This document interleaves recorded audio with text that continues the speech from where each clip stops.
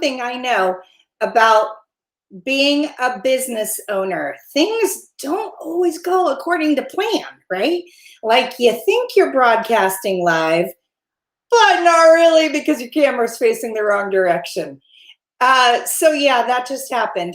And so we're starting over. We're starting over. So I hope all of you guys are going to jump back on. Sorry about that. Today we are talking about creating an absolutely unforgettable brand, the kind that is heart-centered and stands out in a noisy world. And this is another episode of So That's How You Do It. This is week 4 of this series where we are diving into tips and tactics and all the good things to help you guys stand out in a noisy world, get noticed, and attract more leads and eventually more clients, right? Because that's what it's all about. So today we're talking about one of my very, very, very, very favorite topics. In case you're just joining us, it's how to create a heart-centered brand that stands out in a noisy world. One way to stand out in a noisy world is to forget to turn your camera on and then have one of your clients lovingly tell you they can't see you. So then you have to start over. Hey, you know what? Sometimes mistakes work in our favor. By the way, Stephanie Bell, you're my hero. Thank you for telling us that you couldn't see me. So we have a ton we're going to unpack today. I'm going to do my best to jump in and share all the juicy nuggets I can with you in the limited time we have available. In the meantime, I would like to encourage all of you guys to grab a free copy of my book because my book is about this topic. Here it is. Here's the book, right? With the elephant, because in case you didn't know, elephants never, ever, ever forget, right? So you can get a free copy of my book right now if you go to the website that you'll see in the bottom third of the screen, sizzleforce.com/book. Okay. The reason you want the book is because I'm going to start touching on some of the topics in the book today, but the book, you're going to get a way deeper dive on stuff. So grab it for free. Or if you feel like it, go to Amazon and pay for it. I recommend free whenever possible. So before I jump in, I just want to make sure y'all know if my eyes are darting around, that's because I have to look at like a bunch of different cameras and screens. So bear with me. We're broadcasting on YouTube Live, on Instagram Live, and on Facebook in like a million places. So there you go. That's what's happening. So if you have questions about creating a heart-centered brand that stands out in a noisy world, please drop them in the chat.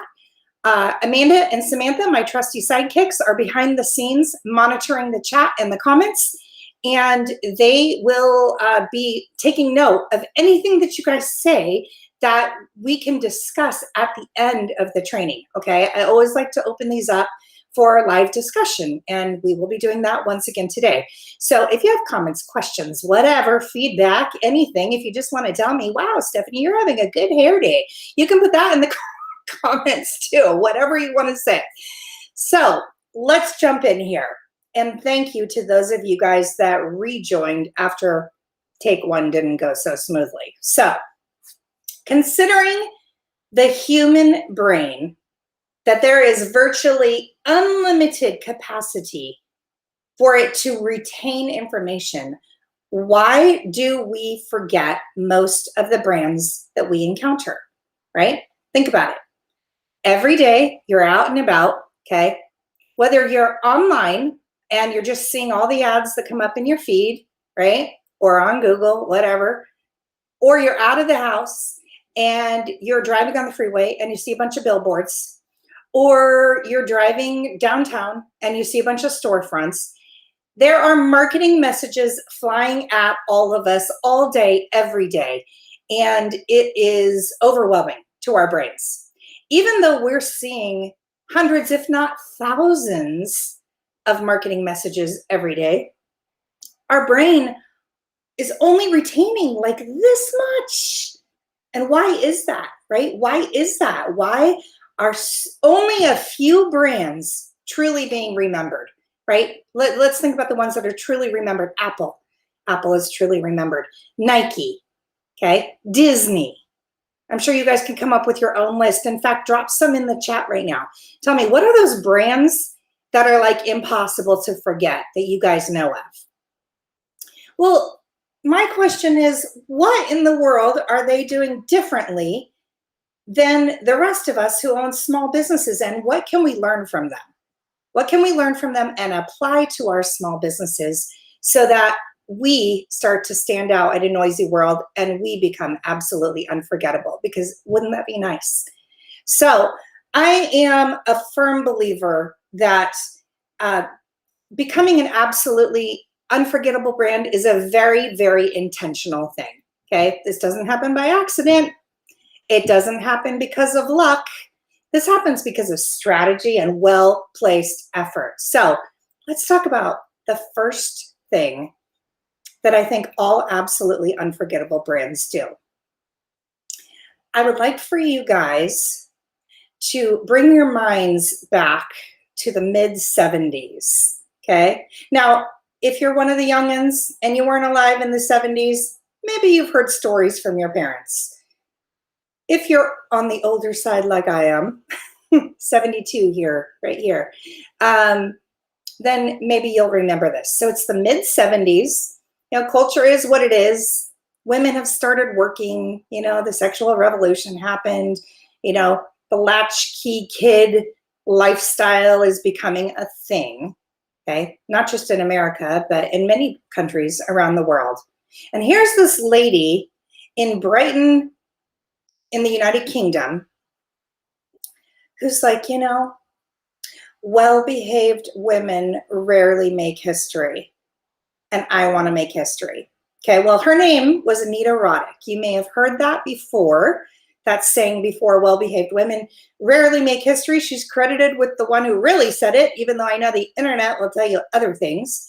And she was the founder of The Body Shop, which is the skincare and makeup store that you guys probably are all familiar with. It's an international company, often seen in malls, in airports, and so on and so forth. Well, okay, so it's 1976, and here's this little rebellious lady named Anita who is like, you know what? I just don't like the way that things are happening right now in the workplace, or to her credit, like ever, because in the 70s, this was just getting started, right? At that time, the only people in the boardroom were middle-aged white men, right? They were the ones that made all the decisions. They were the ones responsible, or at least taking responsibility for all of the innovation, right? And women were secretaries. So Anita's like, yeah, no, that's not going to work for me. At that time in the beauty industry, the messaging was, you wear makeup and take care of your skin to please your man. That's why you do it. That's the purpose of it. That's why you do it. And the more you can make yourself look like someone other than who you really are, the better.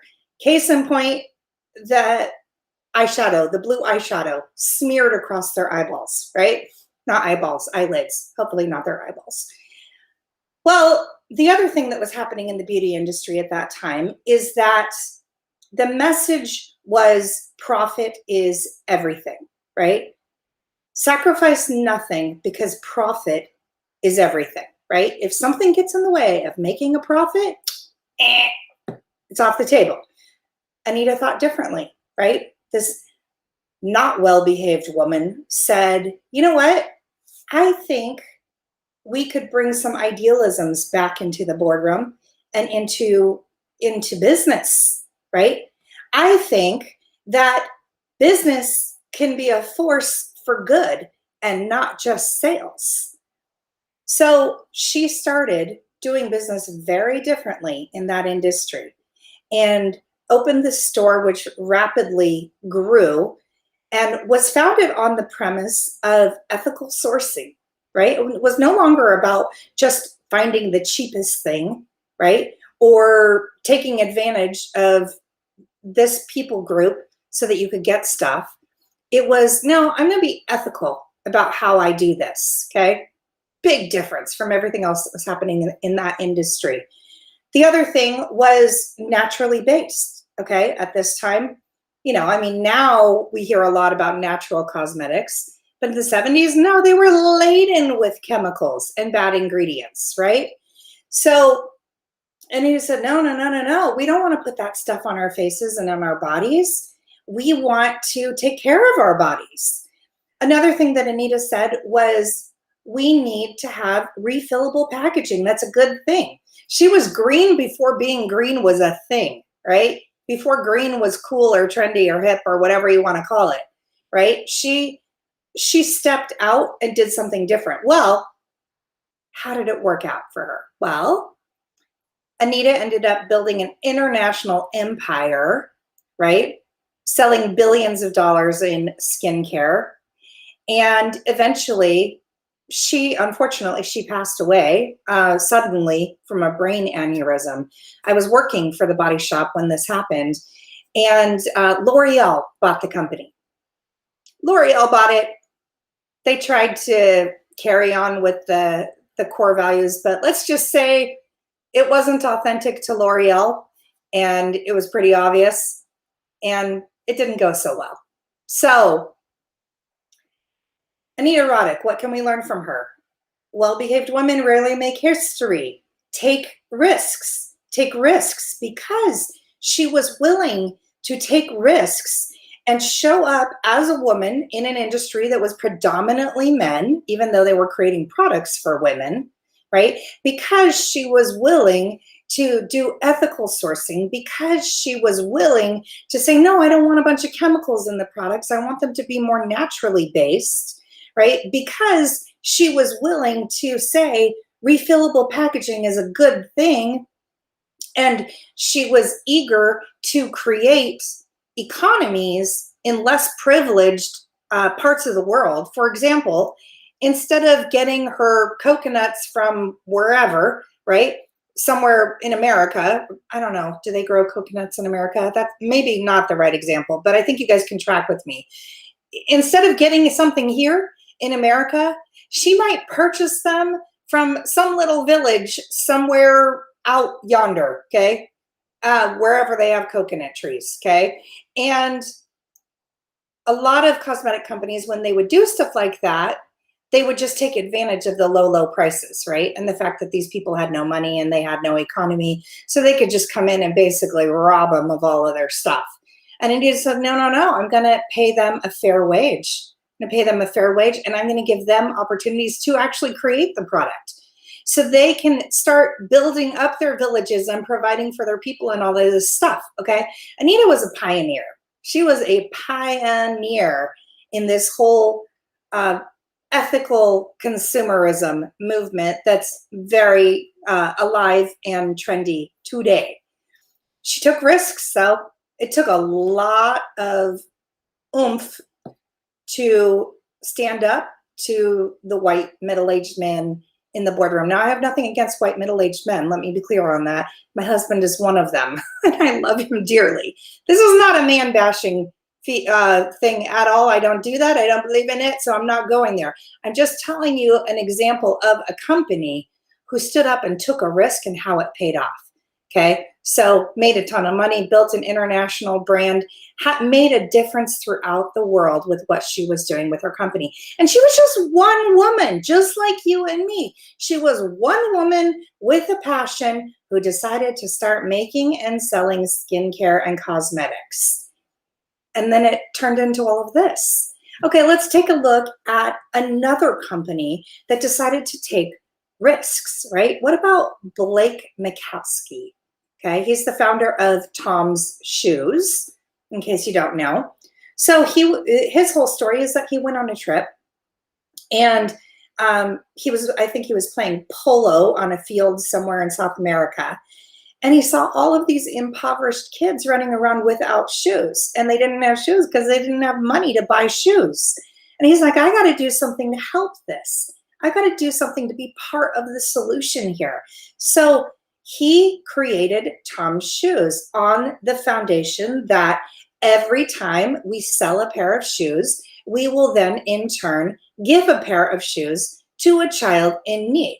Okay. By 2019, they had given away more than 95 million pairs of shoes. 95 million pairs of shoes. How many of you guys own a pair of Tom's shoes or have ever owned In the chat, talk to me. If you've owned a pair of Tom's shoes, a lot of people owned them, right? Now, this was between 2006 and 2019. So this was like literally 13 years, you guys. In 13 years, he gave away 95 million pairs of shoes, which also means he sold 95 million pairs of shoes, okay?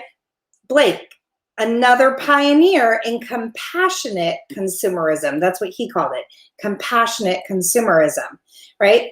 But then, okay, so now we're in 2020, and we're talking about taking more than one risk, okay? So he took the first risk by making this outlandish promise that he actually fulfilled. But then in 2020, they decided to reimagine things over at Tom's Shoes. And right now, they are in the midst of rising up to serve a new generation in a new and different and powerful way, right? The new generation is not as impressed with what was. What they want now is companies that are going to donate big money to the causes that they care about, right? They also want companies that are going to show them in the ads, right? This is the Instagram generation, right? The people that grew up with this is just how life is. They're also going from creating just that one shoe. I think they call it the Abagata. I don't know if I'm saying that quite right, but that little kind of loaferish or espadrille-like shoe, right? And now they are taking the risk of introducing a line of sneaker type shoes, okay? So when asked about taking these risks, the chief marketing officer of Tom's said, well, when asked about taking the risks and how he might lose customers, he said, well, you know what? We may lose some of them, and that's okay. Because sometimes you need to lose some to gain some. And he is absolutely right, okay? So the Body Shop takes a risk by standing up, doing business ethically and naturally and all of those things. Blake Mikowski stands up and says, you know what, I'm going to give away a pair of shoes for every pair of shoes that I sell. Big risk takers, these absolutely unforgettable brands, right? They are big risk takers. So my question to you guys today is, what kind of risks are you taking? Because if you don't take big risks, you can't be absolutely unforgettable. You just can't. If you play it safe in everything, you're just going to blend in with the rest of the noise. You need to take risks. So what are some risks that you could take? Could you create some sort of thing that's innovative in your industry? Could you stand up to the way business is being done in a certain way? Could you give back in a really radical way? You could do all of these things, but will you, right? What else could you do that would be a big risk? Might give you heart palpitations a little bit, but could end up being that one thing that absolutely skyrockets your company. All right, here's another thing. Absolutely unforgettable brands know the 5 success keys. Okay, let me tell you what the 5 success keys, and you will see that this is true regardless of which absolutely unforgettable brand you look at, right? Number 1, they are masters of their audience. They know their audience inside and out. In fact, they probably know their consumers better than they know themselves, right? They know, what makes them happy. They know what makes them sad. They know what keeps them up at night. They know what, makes them feel like their problems are solved. They know all of these things. They spend millions and millions and millions of dollars on consumer research. Now, I realize as a small business owner, you probably can't do that. The good news is you absolutely can ride on the coattails of their research. And we'll talk about that in another training some other time. But my question to you here is, how well do you know the people that are buying from you, okay? How do you know them? Do you know what keeps them up at night? Do you know what kind of marketing messages they believe and want to buy into versus when they, just are like, they're blowing smoke. I don't believe any of it, right? And they feel they stay in that skeptical spot. You have to know your audience inside and out. You have to know what they value, what they care about, what scares them, all those things. That's success key number one. Success key number two, competitive intelligence. Okay. None of these brands walk around saying we don't have competitors or we don't pay attention to our competition. And this is a problem that I see often in the small business space. I see people frequently saying, oh, I don't worry about my competition, or I don't like to focus on them. I just do my thing and I'm going to become awesome because of it. Well, I think that's a huge mistake. I think you need to be very aware of what your competitors are doing, because that is how you are going to do something different, right? These major brands, they know exactly what their competitors are doing to market their brand, right? They're using all the spy tools, which again, that's something we can talk about in another live if you guys want to know about it. Drop something in the comments if you want me to teach you about how to use my favorite spy tools to find out what your competitors are doing. They also know what their competitors' marketing messages are. What are they promising to their audience, right? They know what the promise is. They also know whether or not they're fulfilling the promise. They also know what their competitors' price points are. Are they less expensive? Are they the same amount of money? Are they more expensive? And why, right? There's so many things. They also know about reviews, right? They keep tabs on the reviews that their competitors have online, whether it be, a restaurant, they look at the feedback maybe on Yelp, or a store, maybe they look for feedback on, some retail place, or maybe it's something on Amazon and they read the feedback that people leave on different products, right? You have to know your competitors. If you choose to avoid this, you are leaving money and opportunity on the table, I guarantee you. So, question for you here again is, how much have you been studying your competitors? Do you even know how to study your competitors, right? We talk a lot about this in Sizzleforce Marketing Academy, which is our teach you how to do it yourself marketing program. We also do all of this with our private clients, right? So in case you guys don't know, Sizzleforce Marketing is the name of my company. And we have two divisions to our company. We have division number one, which is an agency where we do all of the marketing for our clients, right? We are their outsourced marketing department. Then we have division two, which is where we work with the smaller businesses who want to learn how to market their companies. And we teach them how to do what we do, so they do it right and they don't, buy stupid stuff that isn't really going to be effective. So we definitely teach about knowing your ideal client and knowing how to do this competitive research and getting the real facts, whether we're working with you in an agency capacity or we're working with you as a member of Sizzleforce Marketing Academy. Okay, key number three. Absolutely unforgettable brands always create remarkable experiences. Disney is the master of this. I'm sure you guys can agree, okay? It is a magical experience being at a Disney park. From the moment you walk in and you see the shrubs are all manicured, and you walk into the park and the grounds are always pristinely clean, even though there's how many gazillions of people walking on them all day, every day. They have an amazing fireworks show every night, right? That just delights you and feels so celebratory. They have music playing throughout the day in all kinds of different forms, whether it's coming through a loudspeaker or it's, the band, the a cappella guys that come wearing their funny hats and sing songs, or it's characters singing songs, or it's, High School Musical doing show kind of thing.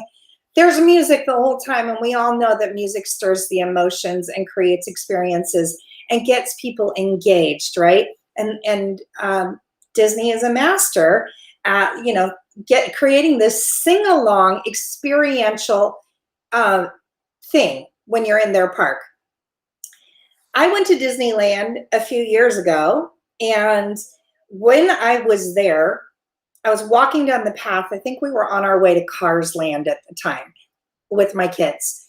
And I was walking down the path and I noticed a man in a white uniform sweeping up the leaves. And because the line was so long for the ride, I was just kind of watching him, people watching, and I was watching him. And I noticed he wasn't just sweeping the leaves into a garbage can and dumping them. He was sweeping the leaves into a certain shape. And I was like, what is he doing? It was so interesting to me, right? And I was just watching what, it's like he was making art with the leaves. Well, you know what he did? He actually made the leaves into Mickey Mouse, right? Do you think that was by accident? Absolutely not. That was part of the remarkable Disney experience, okay? Down to every single detail is thought of at Disneyland, right? The remarkable experience is another key factor to success when creating an absolutely unforgettable brand. Okay, key number 4. Unforgettable brands share unforgettable stories. Okay, think about Nike. Okay, all of their campaigns, they're not about, oh, our shoes are so great. They now have this cushion and these heels and, this design, whatever. They're going to insert their brand into the campaign, but it plays a very little part. Really, the campaign is about you, the buyer. The campaign is positioning you as the hero, that when you wear these shoes, you will crush anything that you want to crush, right? And they tell these unforgettable stories about people rising up and doing great things. Oh, and they just so happen to be wearing Nike shoes, right? We all know Nike has become a global phenomenon. We can learn a lot from them, right? So what stories are you guys sharing? What stories are you sharing?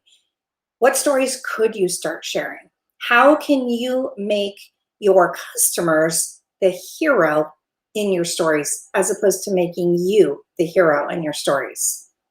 Key number 5, and we are almost at the Q&A. So if you guys have questions or comments, start dropping them in the chat, and Amanda and Samantha will be monitoring them, and then Amanda's going to jump on and share them with me, and we're going to discuss, okay?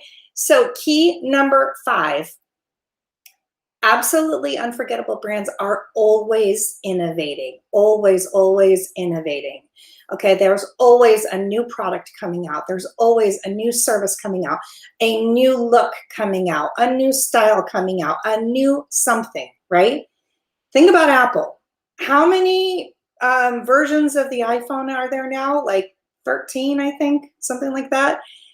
And they're going to just keep on going. It's still a phone, you guys. And a lot of the phones do the same thing. They still allow you to call person number 1 to call person number 2. They still allow you to text, right? But they keep innovating. They make the camera better. They make the screen size better. They make the, whatever it is better, right? They're always making something better. And that is a perfect example of a company that is always innovating. You could also think about like Madonna, okay? Now this is for my friends born in the 70s or before. I don't know how much you young ones are going to remember Madonna in the height of her career, but she was always reinventing herself, right? Always reinventing, right? Now, some of her inventions were really catchy and great, and some of them were really risky, a little more risky than I would ever choose to go. But hey, did it work for her? It worked for her. And if that's the way you want to take your brand, then you take your brand that way. Okay, so question here then is, what are you innovating? How are you innovating? What's the next thing that you're bringing to market, right? Now, think like Apple. It doesn't have to be a completely new thing. They've done how many versions of the iPhone?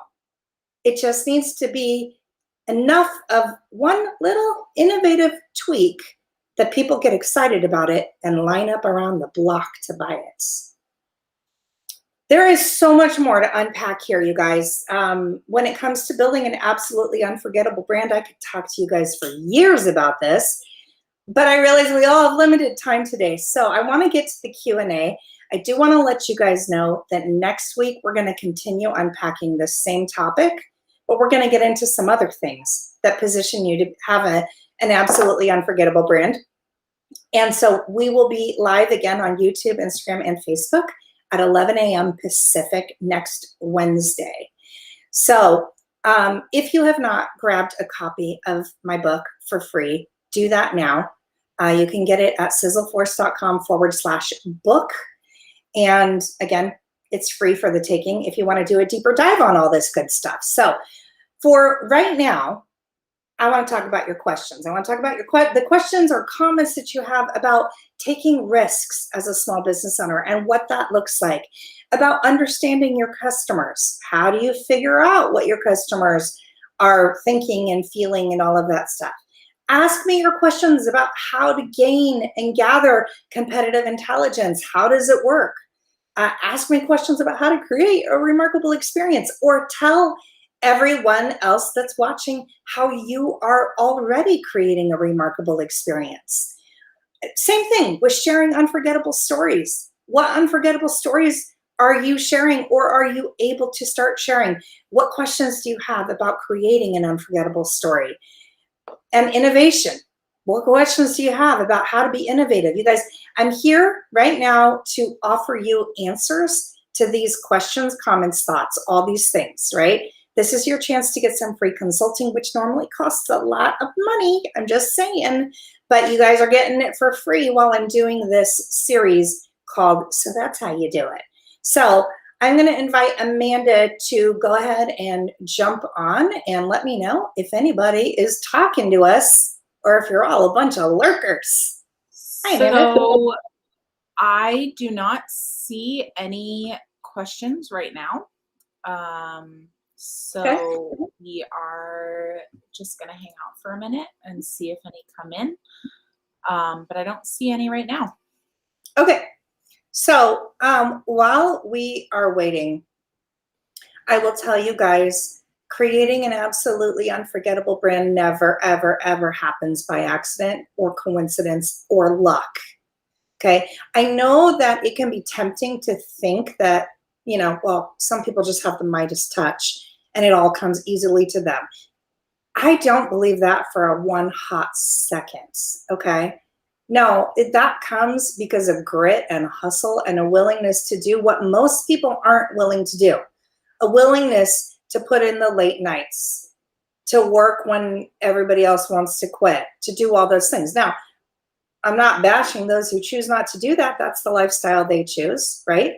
But if your passion is about creating an absolutely unforgettable brand, you're going to do things differently than everybody else. You're not just going to do that. So just a little tip there. And I'm a little bit passionate about it.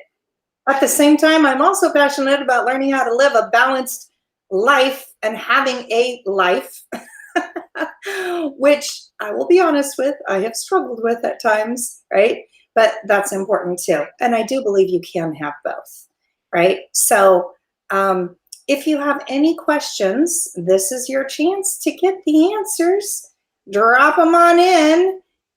If you guys don't have questions, maybe you just need to chew on all of this, right? We've covered a lot of stuff today, and there's still so much more to unpack. So if you're just joining us now, I'm going to encourage you to watch the replay of this. We're going to pop this up on IGTV. And Amanda, how are they going to access it on Facebook or YouTube?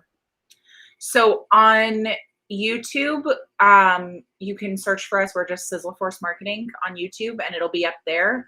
And then on Facebook, it's going to be on our Sizzle Force page, and then also in our Small Business Marketing Challenge group, as well as in our members only group.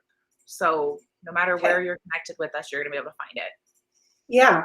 So also one more thing, if you guys are not in the Small Business Marketing Challenge group, that is a free group on Facebook that we would love for you to participate in. It's a great way to connect with other small business owners and get the community that a lot of people are lacking when they're running a small business. I mean, a lot of us feel pretty isolated, pretty alone, right? You need community. And if you join this, you will have a community and a place to meet like-minded people. in the event that here you are running a business and your family and friends all think you're crazy for not getting a 9-to-5 job. Amanda or Sam, can you drop in the chat the link to join our free Facebook group? I just did. Okay, awesome. Thank you. We are also, we're going to be starting our challenge in not too much time from now. We've got a little bit more than a month before we're going to do our awesome free 5-day marketing challenge, which we did it last April. And we got raving reviews on it. Like people were like, oh my gosh, it was so good. So we're going to help you guys really grow. So join that group so you know when the challenge is starting. So it sounds like we have a quiet gang today. So I'm going to let y'all just chew on what we said. And again, if you just joined, then make sure you catch the replay and, you know, come with your questions next time. Come with your questions about what all of this looks like. You have to be intentional when you're creating an absolutely unforgettable brand. Do not forget to get your free copy of my book at sizzleforce.com/book. I hope this has been helpful. You can also, really quick before we sign off, you can also, if you're watching the replay, just post your question as a comment. And if it's quick, we'll jump in and respond to your comment. If it needs a longer answer, then we'll kind of table it and address your question in the video next week. Yeah, absolutely. You guys, please share this. If this has been insightful for you, please share it with a friend. Please save it for future reference, because as you're building your companies, you're going to need to come back and look at this more than once. So go ahead and save it. We'll be back next week, Wednesday at 11 a.m. Pacific on YouTube, Instagram, and Facebook Live, and dropping more marketing knowledge bombs to help you get noticed and attract more clients. That's it for today.